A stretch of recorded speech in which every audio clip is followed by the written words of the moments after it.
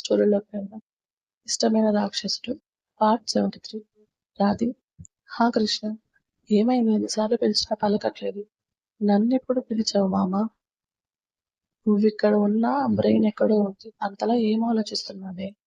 ఏం లేదు మామా, జరగబోయే ఫ్యాషన్ వీక్ గురించి ఆలోచిస్తున్నాను. నీ ప్లానింగ్ పర్ఫెక్ట్ గా ఉంటుంది. మనమే గెలుస్తాం. ఆ నమ్మకం నాకుంది. ఇలా ఆలోచించి నీ కాన్ఫిడెన్స్ లెవెల్స్ పోగొట్టుకోకు.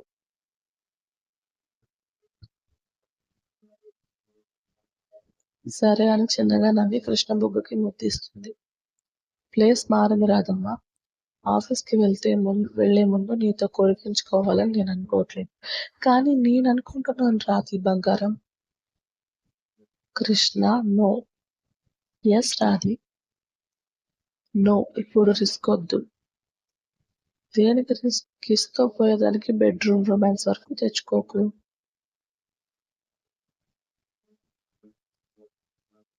రాధి డార్లింగ్, నీకు ఈ మధ్య బాగా అల్లరి ఎక్కువైపోయింది. నా రాధమ్మ దగ్గరే కదా సరసమైన సమరమైన. నీది సమరం, నాట్ సరసం. ఎంత మాట అన్నావు రాధి. నేను డీప్ గా హర్ట్ అయ్యాను. ఇప్పుడే నా సరసాన్ని నీకు రుచి చూపించి నీలో కూడా సరస గ్రంథుల్ని నిద్రలేపుతున్నాను. చా, ఇప్పుడు అవి నిద్రలేచి ఏం చేయాలి?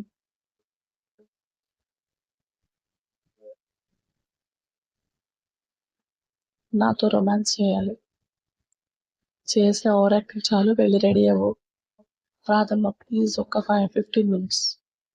1 మినిట్ కూడా నో. ఇక్కడ అల్లరి వేషాలు ఎవరు చేస్తే ఆఫీస్లో చుక్కాలు చూపిస్తాను.